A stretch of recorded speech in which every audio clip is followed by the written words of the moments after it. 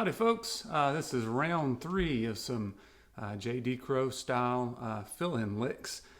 Just real briefly on video 1 we talked about 3 variations. One looked like this. Take out a note you've got and change the first note, make it more bluesy. Okay, so that was video 1. Last video we talked about the difference between the traditional Scruggs tag lick and what J.D. Crowe usually does, which is a hammer on the 3rd string, like that. And then also another trademark is instead of resolving and starting back rolling, a lot of times J.D. would come back in with an extra double hammer on pull off. So you'll see those 2 ideas in the licks that we have today, but we're going to talk about 2 new licks we're going to put in. And once again, these go the best on vocal tunes usually, because you've got extra space in between a break and the person coming back in singing, and also on medium tempo. So many of these you're going to end up doubling your index or doubling your thumb, and you can't really do them at high rates of speed.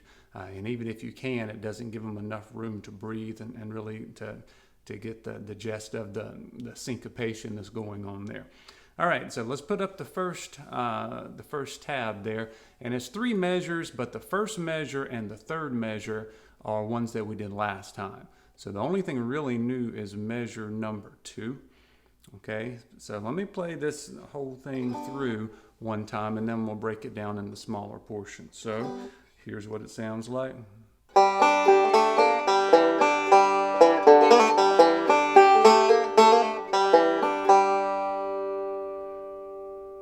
Okay, and a little bit faster to get the idea in your head of what we're doing.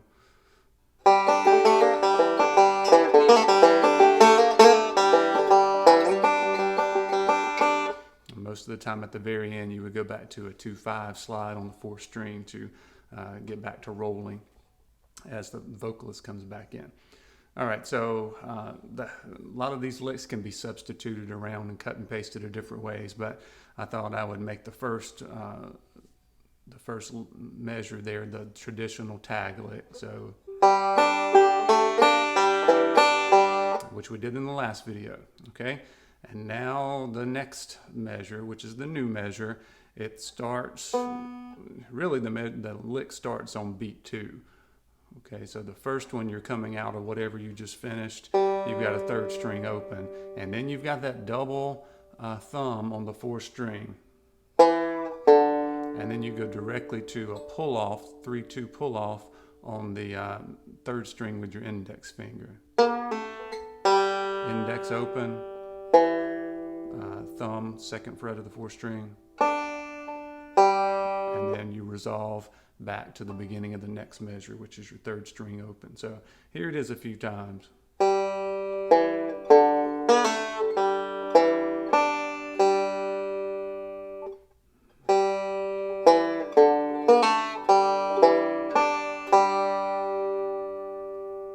Okay, and here it is so you can see it a little bit better. So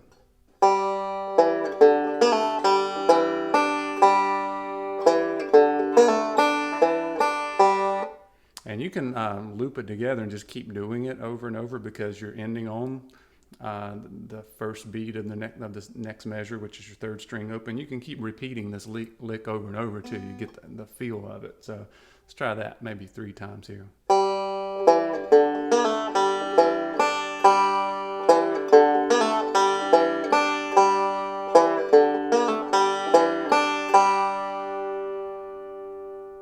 So that should give you a good idea of how it should sound. And then at the end I just put, instead of resolving back to rolling, is to put another, the double hammer on that we talked about last time. Okay, so here it is, the whole 3 measures all together.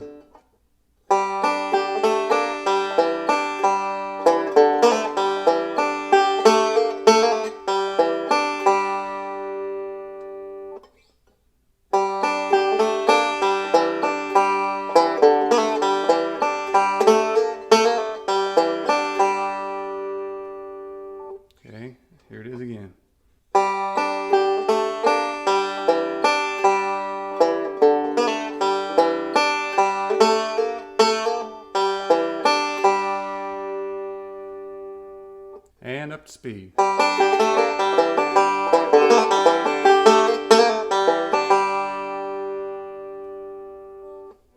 All right, so now let's look at lick 2. And if you'll take a look at that one, once again, I kind of kept the same framework of the first and third measures are the same as what we just did. We're going to insert a new lick. And the one thing that is definitely different about this one than all of the other ones we've done so far is if you look at measure 2, it does not start with the third string open, okay? So to me, in my brain, this lick starts on the first beat of the measure instead of all of the other ones seemingly starting on the second beat of the measure, okay? And you put that in with some of the other ones, it makes it really effective. But here's what it sounds like, and then we'll break it down again.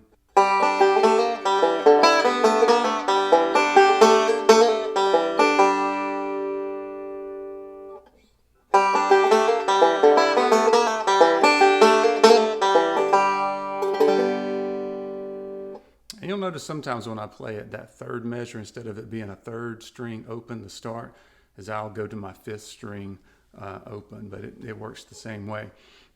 So once again, first and third measures are pretty much the same as what we've been talking about, but the new lick, it starts on the first string at the second fret, and you're doing a backwards roll. Notice this middle index thumb, and then you go to a more familiar pull-off, 3-2 pull-off with your index, okay?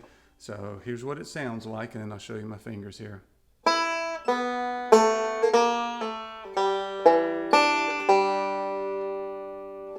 One more time.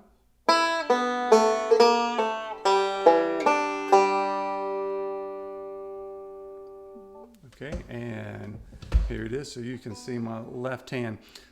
You've got a couple of options about which finger to use on the first string. I think I usually use my middle finger.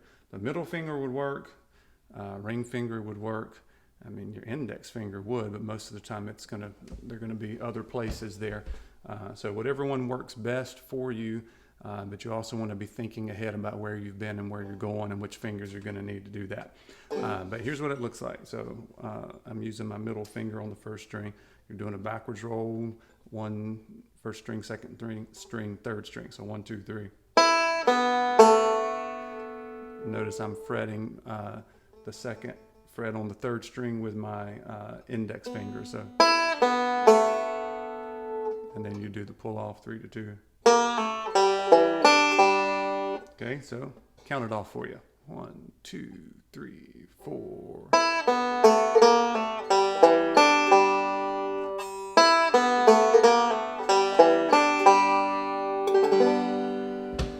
Okay, and by itself it's not that hard, but to get it, you have to be thinking ahead when you're going to put this in, because it starts on the first beat of the measure.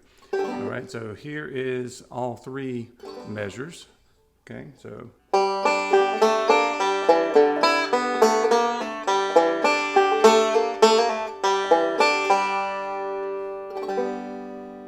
right, and again.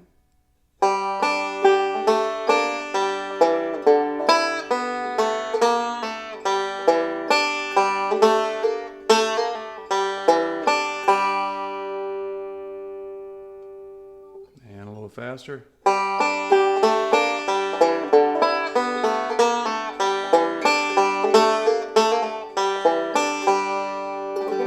And about as fast as I can play it.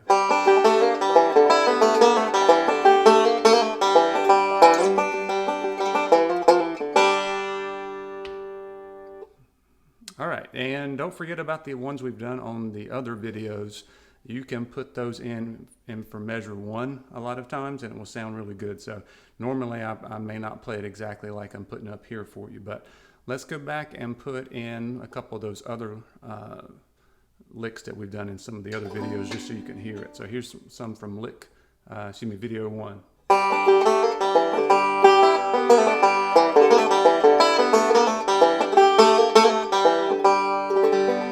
Okay, they can just be put in all sorts of ways. You can do the double pull off.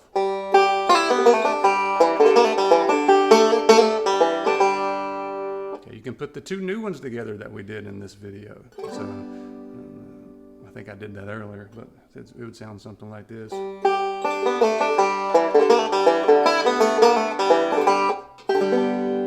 Okay, so you've got to get it in your brain that these can be cut and pasted, and certain patterns you'll hear, they'll become familiar to you. And then experiment and see which ones sound good together and see which ones don't, and they'll kind of turn into your style eventually. So I've got one or two more that I can do for you, so be looking for those in the weeks to come. Thanks.